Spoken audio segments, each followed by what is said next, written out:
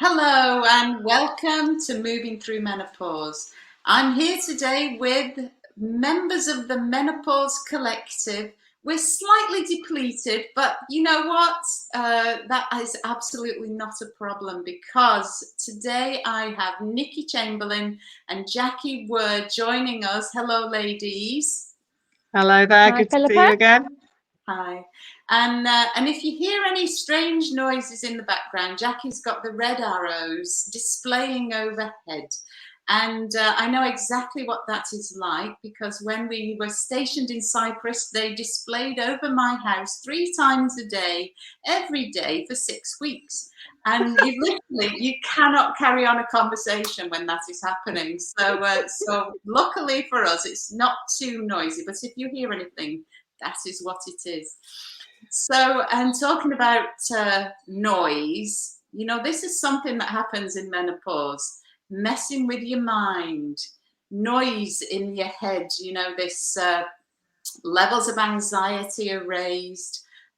Depression is often something that happens to women, and I still think this is something we don't talk enough about in general, never mind in the menopause. But also, you know, that time when life is changing and pulling the rug out from under us. Workplaces can be challenging for at this time of life, and some of us get the empty nest, and that kind of takes the shine off of things just for a little while until we realise actually this is a whole new lease of life. So, let's talk about some of this stuff. I'd like to, before we go any further, we've got the wonderful June Tranmer. Hello, June. How are you today?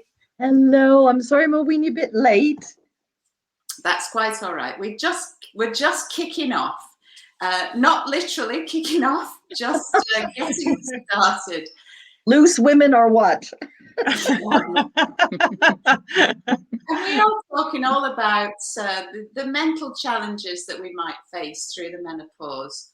And, this is something that I can definitely attest to. As I said, my own life experience has been varied, shall we say, and mood disorders was definitely something that it was something that was happening to me.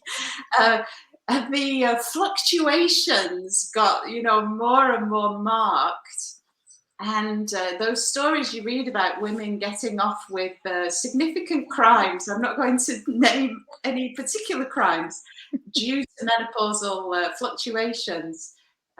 Well, speeding tickets maybe that's a better one. Because honestly, my driving was terrible. Anyway, I'm rambling. June, help, June. Well, hold your forehead immediately. My answer to everything. Hold your forehead. That is really interesting because if we're talking on a personal level, I was so much worse before the menopause, and my emotions really kind of calmed down and leveled out at that point. And I think it just depends on where your levels are at before you start. But yeah, I mean, the forehead holding is one of the best techniques I've got for helping with mental health and emotional turbulence. Oh, right. So I've got a fringe now. I didn't used to have a fringe, but now that I have a fringe, should I get underneath my fringe? Probably you should. Yes, probably you should go underneath. You can also hold the points with opposite two hands, one on each side. Yeah. And it's the spot. It's an acupuncture point. It's just halfway between your eyebrows and your hairline, depending on where, if you're a bloke, where your hairline might have been once. So yeah, since we're not talking to men, it doesn't matter. It's all it, but women do have hair loss too. So what we're talking about is the bump. If you go up from your eyebrows, you can feel a slight ridge, and that's where you want to be, but not pressing, very lightly. Oh, okay. You want to just hold it very lightly, and usually with 3 fingers, so you make sure you cover the spot properly, or like I said, with one hand. And this is something that everybody knows. Everybody does this. If they forget something, they go, "Oh my gosh, what did I in this room for. That's a menopausal thing. Yeah. Lack of blood to the brain. That's from Chinese medicine. It's blood deficiency in the brain. This is why we make stupid mistakes. So it's a very good method of getting the blood to come from the back of the brain, where we go into fight or flight mode, and getting into the thinking part of the brain. So yeah, it's from kinesiology, but it's based on two acupuncture points, which are also, coincidentally or not, very good for the eyes. Oh, right. Yes. And these points actually as well relate to the stomach meridian. So if you've got turbulence in your stomach, and we all know that, we get butterflies in our tummy when we're anxious. And so you can hold over the solar plexus as well. That's a really helpful thing for any digestive disturbances. Yeah, I mean, I'll let go now. your work here is done. My contribution. And I mean, that is so important, isn't it? Sometimes you're in the middle of a crazy time, and to just take a step back, to ground yourself, to take a moment, whether it's with breath or with touch. This is definitely an important thing for us to do. And I'm sure, Jackie, that, in terms of strategies for dealing with these, these moments of madness that may just come upon us, I'm sure you've got something to add to this. Well, much like June is saying, sort of, I encourage something similar in holding the face and rubbing it like this. And it's just sort of an incredibly calming thing to do. Also, the butterfly hug. Yeah, the bilateral stimulation, and just, from the shoulders down to the arm. And or you can keep the hands here and literally just sort of have a little pat like this. And these are really calming techniques. And when we're using bilateral stimulation, it is helping to get the mind just to open up, to help things to be placed a little bit better within the mind, which is why sort of going for a walk is so important as well, because we naturally make our eyes move from side to side as we're looking at things, and that in itself, the eye movement, well, that is a natural form of EMDR, which is also a practice that I use as well. And so we then have sport falling into that as well, because if somebody's playing football, golf, tennis, the eyes are tracking the ball, and these are all perfect and natural ways that we utilize bilateral stimulation. We use EMDR, and it's just exactly what we need in our minds to help our thoughts to just go into those right compartments. So yeah, I encourage sort of similar things, but the breath as well, breathing, it's so important. Using the exhale. What does EMDR stand for, Jackie? EMDR, it's eye movement desensitization and reprogramming. And it was Dr. Shapiro that fell upon this, I don't know, maybe about 30 odd years ago, I think it is, where she'd been out for a walk, psychologist, she'd been out for a walk and was feeling really stressed. And after her walk, and she'd been looking at trees either side down this path, and after the walk, she came back and felt so much better. But she's also a scientist, and so wanted to find out exactly what was happening. And it's eye movements. When we move our eyes, so whether we're going left to right, up to the corners, down, or figure of eights, whatever the movements are, we're tracking. This is what our mind needs to help us to place things into our brain, rather than just sitting there in the amygdala and feeling the stress of it all. It just helps the mind to separate everything out and place it where it should be. So EMDR is something that can be utilized in therapy sessions where I help with the eye tracking, but we do it naturally when we're participating in sport, or when we're going for a walk in nature and we're looking at things, or when we're using these self-soothing techniques, we're helping to do it as well. So maybe, people understand why we have to do that. They might be more inclined to actually realize why we've got to get out into nature and go for walks, why it's so important to participate in physical activities and hobbies. It's not just the ability to use the body and, you know, to get heart rate up. We all know it's the mental health side of it, but actually understanding the practicalities of the mental health side. People might think, yeah, that is why I feel better when I've gone for a walk. And it's actually doing things in your mind, but it all sits with the eyes, what the eyes are doing whilst we're doing the walk as well. So it's interesting stuff. This is fascinating, isn't it? We refer to in movement the oculomotor reflex, so that you know, wherever your eyes are going is most likely going to encourage muscle activation. And so if you turn in your head, say for instance you've got a stiff neck and you want to go further, if you actually turn the eyes in the sockets, then you're more likely to get more range of motion. And even and even just thinking about a movement will generate muscle activity. So this connection with the eyes is fascinating, and obviously, you know, from the point of view of mood moderation, this is what we're talking about today. But it is so true that when you go for a walk, I'm always looking in that person's garden, then it's that person's garden, and so naturally, this happens. I suppose, you know what I always think though, as a glasses wearer, I'm less inclined to move my eyes around because I've got this restricted sort of field. Oh, that's interesting.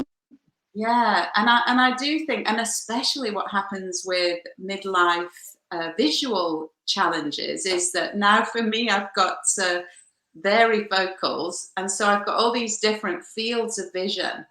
And that, I think, actually narrows it down even further, that you're less inclined to move your eyes about. In actual fact, they say to move your head rather than moving your eyes to see, you know, this sort of.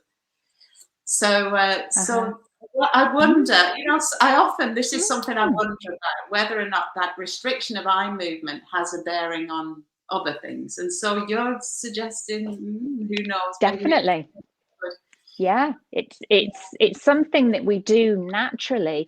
If you think about any sport, particularly ball sports, you're tracking. You're tracking constantly, and it's the tracking of the eyes is what we use within EMDR, and it's incredibly powerful modality to use with PTSD. So yes, helping the amygdala just to let go of the traumas and replace these events in different parts of the mind. Yeah, all through the eyes. And I guess, you know, we're not always having traumas in the menopause. No. But what didn't used to feel like a trauma starts to feel a bit more like a trauma, doesn't it? So you're on this kind of in a sensitized state due to the hormone shifting. And I think June's right, in as much as it was definitely worse approaching the time when the hormonal levels reach, you know, more of a status quo. The turbulence was definitely worse at that point, but I don't think it goes completely. For some people, we know that the symptoms can persist all the way, you know, into people's 60th and 70th decade. So it's important that we've got these strategies. But Nikki, I wanted to talk with you about the work situation, and you know, the fact that workplaces are increasingly becoming more aware of menopause and the challenges that women face as they approach this time of life or pass through this time of life. But I still think that, you know, the way in which workplaces they may be the more aware, but whether or not they're actually acting on any of these recommendations remains to be seen. And I know that you had, you know, an executive role, and that you've exchanged that for your home office. And so tell us a little bit about workplace challenges maybe that you faced, and how we could deal with those, or maybe we just have to finish and do something different. Yeah, I mean, you know, menopause in the workplace there's a long way to go at the moment. I think that menopause as a subject at the moment is becoming spoken about more and hopefully less taboo. But in terms of the workplace environment, there's still an awful lot of work to do there. So yes, you're right. I mean, I'd spent 30 years of my life, you know, working in corporate roles. And I, over the last few years, had got to a stage where I just kind of wasn't really feeling myself, and I didn't really understand why. I was in, you know, a senior management role, and I found that I was losing my confidence. So, you know, meetings and situations that I'd been in, stuff that I'd been doing as part of my working life for the last 25, 30 years, I suddenly started to doubt myself.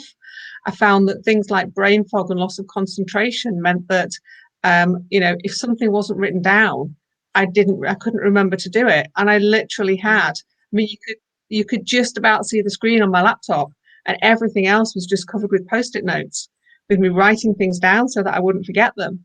And I just massively started to doubt myself. And I wasn't in an environment, didn't feel I was in an environment where I could talk about it. So I was in a small business. My line manager was a 30-year-old male. So it wasn't somebody that I felt comfortable going to talk to. There was no sort of, you know, policies and procedures. And in fact, most of the people in the business that I worked for were under 40. It was kind of a very young workforce.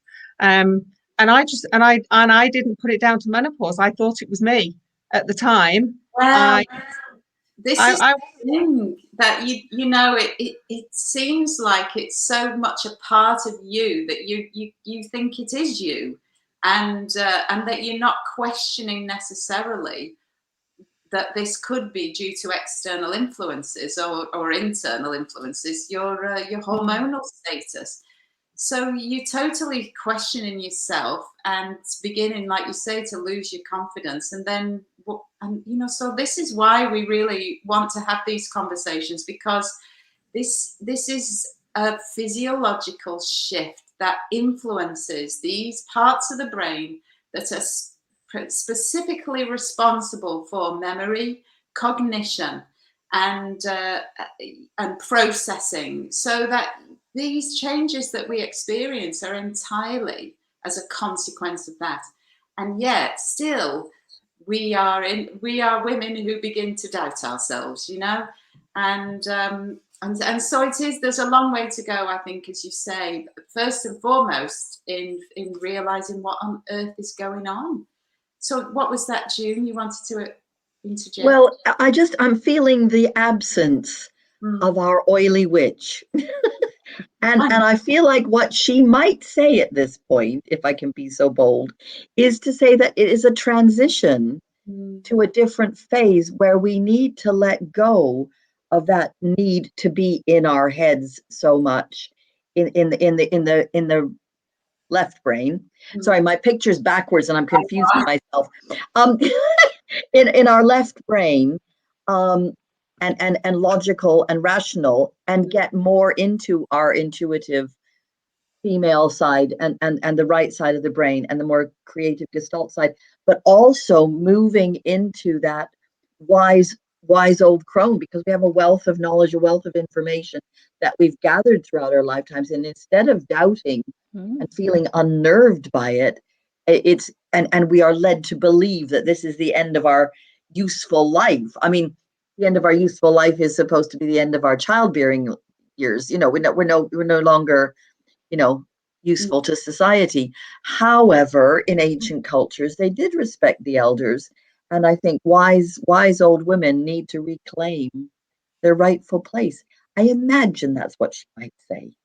You know, I think you could well be right, actually. But, you know, I mean, I absolutely agree with you that, you know, the pressures of modern life kind of rob us in a way of this opportunity to fully inhabit our entire being and to manifest as indeed, you know, we are, because you know, not wearing a mask or putting on a hat or any other kind of article of clothing, but really truly becoming self-aware and developing as our mature, knowledgeable, experienced self. But I know exactly what Nikki's talking about, because in a job where I was expected to be able to remember stuff, the fact that I was struggling to be able to do that was very difficult for me to continue in that role. And you know, and I think the pressures of retirement age going up and up means that we are, you know, oftentimes we need to be in a situation of employed status in order to keep the wolf from the door. I'm talking in sayings again. I do love my sayings, but you know, so it seems, you know, women don't necessarily have the option to throw in the towel and have a lie down, you know. And so Nikki, you know, this is the thing. One, you don't know it's happening. You don't realize what it is. And two, even when you do know it's happening, it makes your work, it can make your work life very challenging when there's little in the way of understanding or adjustments, because I think that's the biggest thing that needs to change. And I, you know, having been somebody who suffered with insomnia for about 4 years, my productive day ended at 2 o'clock in the afternoon, you know. And the idea that a woman who's had a very restless night could ring in and say, you know what, I'm just shabby today and I'm not going to be making it into work, should be a possibility for women. Similarly, you know, 2 o'clock in the afternoon comes and you're nodding off at your desk. Your productive day is over, you know. Why sit there any longer? So, you know, flexibility in the workplace for women who are experiencing these kinds of symptoms, I think, would allow us perhaps to feel a bit more acknowledged, to feel a little bit more valued for our, you know, wise woman contribution that we might still have yet to make. Yeah, I think that the main thing is it's a very new thing. It's not a new thing to happen. It's been happening, you know, it's been happening since the dawn of time. But in the workplace, it's quite a new situation because, you know, previously women were leaving the workplace earlier, possibly retiring earlier, or, you know, really historically weren't even necessarily living much beyond the start of the menopausal years. Now we've got a huge proportion of the workforce is made up of women who are in perimenopause or in menopause, and businesses at the moment, the workplace, that there aren't the policies and procedures in place to handle it. So I was reading something the other day, of course, that things like maternity, you know, everybody kind of knows the process there, so there's no awkwardness with handling it. You know, it gets handled, you're allowed time off to go and do your necessary appointments. You know, it's clear when you should be finishing for your maternity leave, what happens while you're off, what happens when you come back. Those things aren't in place from a menopausal perspective. No. For lots of reasons. It's a new subject that's being talked about. There's not enough information and awareness. Every woman's experience of it is different.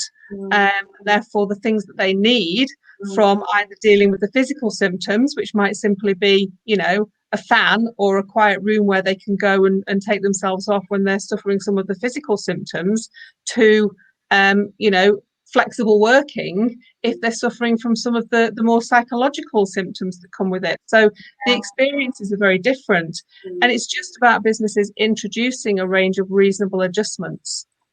Yeah, and actually we've got a comment from Carol Vickers, and Carol's mentioning, of course, those women who I think Claire represents the premature menopause because she had a surgical menopause, and I know she shared this publicly before. But for women whose menopause starts in the 30s, you know, that's a massive thing. That these reasonable adjustments that you describe, I mean, for those women, it is a heck of a long journey. Well, I mean, not only is it a long journey, but I imagine that it's even more of a challenging thing to broach. you know, when you're at that age than you are so it brings you know, an additional element and realm into it. But we talk about the fact that as women we're going to live a third of our lives in menopause. You know, in that situation you're talking about over 50% of your working life in menopause, let alone, you know, what's going to come beyond it. So very challenging. Yeah, and I know Claire explained it to me as being hit like a train. You know, gradual onset is one thing, but waking up in menopause is entirely another thing. And so, yeah, you know, like you say, reasonable adjustments for it to be on the agenda for all women, regardless of age, is really important. So, you know, the empty nest I was talking about, my nest is getting empty with my 18-year-old son going off to university in October. And I put that, you know, sometimes we need to get creative, and that's, you know, we need to get creative for lots of different reasons. Sometimes to fill time, sometimes to give us this sense of still having a contribution to make when, like me, you're not in the workplace, say, for instance. So I mentioned getting creative, and Jackie thought we were going to start doing painting or drawing or something. But I really just meant about, you know, we do need to get imaginative with this stuff sometimes. So employers need to get imaginative. But you know, Jackie, do you have any thoughts on how we could get more imaginative with this stuff? Well, for me, I think in terms of the empty nest, I mean, my eldest is coming up for 24. My youngest is 16. So I've had, sort of being into that empty nest for a little while. And eldest has officially moved out now. She's down in London. But university, you know, for the last 4 years, they've been off traveling and things.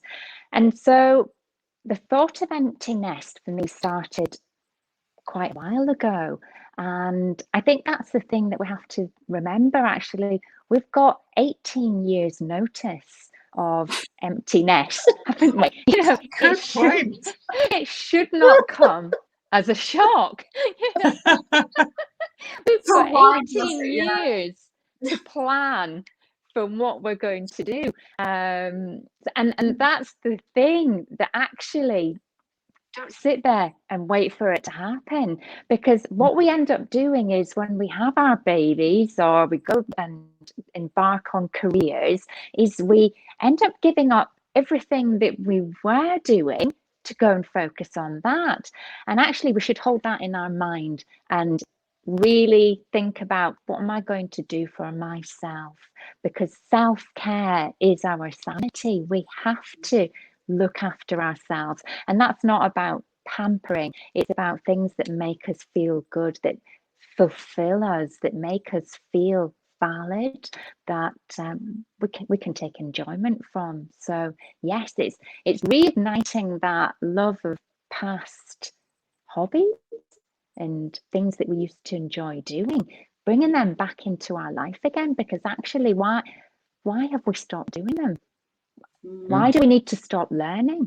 Why do we have to stop and do anything? But we seem to sort of fall into this situation that that's what we do. So yes, we've got 18 years to plan, to think, what am I going to do? So yes, maybe we don't start planning for those whole 18 years, but we certainly know when we're approaching that point in time.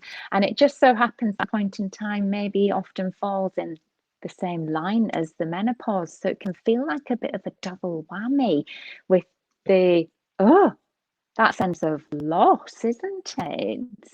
So if we're starting to put things into place well beforehand, then we won't experience it in quite the same way. So it is making time for bringing back the things that we enjoy doing. It is making time for being with friends and putting ourselves little bit first again, rather than forgetting about ourselves and allowing the children or work to dominate. So yeah, hobbies. Yeah, I Big think on hobbies. you make an absolutely fabulous point, and you know, and yes, preparation by far the best thing to do. But in Yeah. the absence of having done that, you know, talking to myself, I suppose the one thing I didn't ever stop doing was my athletic pursuits, and you know, my hobby turned into a job, which is just by far the most wonderful thing that can happen to a human. But you know, free time is a sort of alien concept, and having just a whole load of racket around the house all the time takes a bit of getting used to when there's quiet and, you know, silence, and you are with your own thoughts more than ever for a long time before. And so getting creative was when, you know, I've heard about a concept called vision boarding, and I really liked that idea. Where we, you know, you can sit down on a rainy Saturday afternoon, and who knows, perhaps even this coming weekend you might get one, even though it's still only August. Oh yeah, there's a bank holiday, so it's bound to be raining, of course. It's actually going to be nice, I think, so we should be okay. Oh, do you know what? I don't even look at the weather. So get a whole load of magazines, lifestyle magazines, and a great big sheet of paper is A5. It goes up, doesn't it? A5's bigger. No, A3. Oh, A3. Okay, we're going A3, everybody. And take cuttings from the magazines and place them on your A3 piece of paper.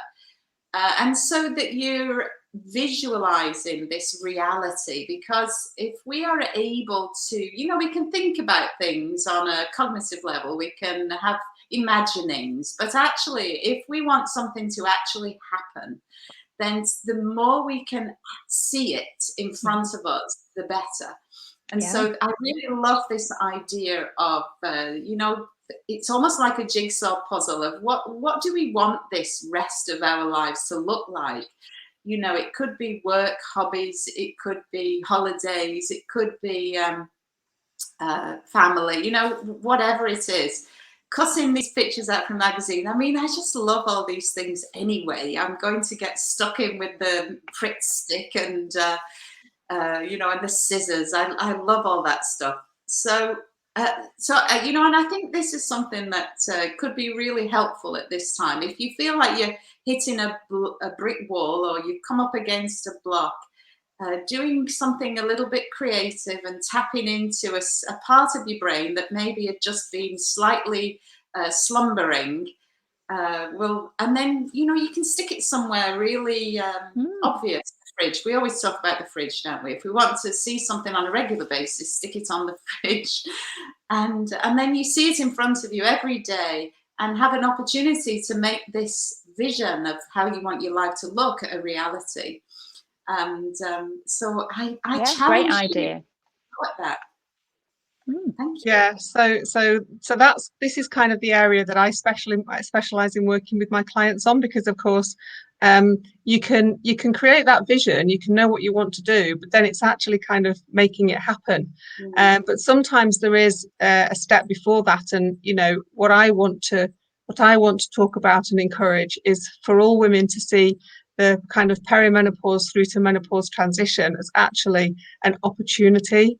So not a negative, not the end of things, not things stopping, not, you know, sort of the downbeat side of things, but actually this is a great opportunity to start to create the next chapter of your life. And it's going to be a fairly sizable chapter now, on the basis that, you know, most of us live hopefully a long and healthy life. Yeah, it's about encouraging that positive thinking, the setting of those goals in terms of what is it. You know, Jackie was referring there quite rightly to the things that maybe you used to do that you stopped doing, or maybe looking ahead to new things that are now, you know, open to you that you would like to take up and try for the first time. You know, all of that is a great way to say, this is the next chapter of the rest of my life. What do I want to do with it? How can I turn from carer for others into caring for and caring about myself. Absolutely. Yeah, I mean, this is yeah. so crucial that we take that time to reevaluate, revisit, and plan for this future that's full of fabulous opportunities. And so to care for ourselves, like you said, it's not a luxury. It's not a self-indulgent. It's No. It's a necessity. Yeah. and I think I like yeah. to think of these next sort of 20 years, and I chunked it to 20 years, 50 to 70, where we can almost somewhere in our minds revert back to exactly how we were from, say, teenage years, those years when we don't have the same levels of responsibility, where we can actually just say, yeah, what do I want to do now? Because actually we have got all those things available to us now because the children have grown up, so we can focus back on it. And remind yourself, you're never too old and it's never too late. So why do we view these next 20 years as something that isn't absolutely fantastic? We've got 20 years to do exactly what we want. Yeah. And the other great point is that it is exciting, but the thing is that when we were in those years, we were a lot more fearful about things. You were more fearful of how you might appear to others. You were more fearful of failure, perhaps. Yeah. Now we've got all this wisdom and experience, and sort of, we care less about those things, that actually we're more able and willing to try something. And if it doesn't quite work, well, we'll try something else, or we'll give it another shot. And we're less afraid of kind of failure and more willing to just kind of give it a go, see how it goes, and go from there. So, I think we've got so much more from that perspective. Yeah, well, I love that idea, Jackie, because sometimes you say to yourself, and maybe it's just me, if I had those years again, what would I do with them? Well, do you know what? Do it now. Do it now. Yeah, you're Yeah. about to have that opportunity. So on that note, I would really like to thank you all for turning up today, and thank you for an invigorating discussion. I feel we're ending on such a positive note, and I love that. So let's all go away and think about what we're going to do with these teenage years that remain. And I, for one, am going to get out the magazines and the Prick Stick and the scissors and make a picture of what that looks like, so that I can live it every day for the next however long that lasts. So thank you so much for your time today. It's wonderful to see you all again, and I look forward to seeing you again soon. Take care now. Bye. Thank you.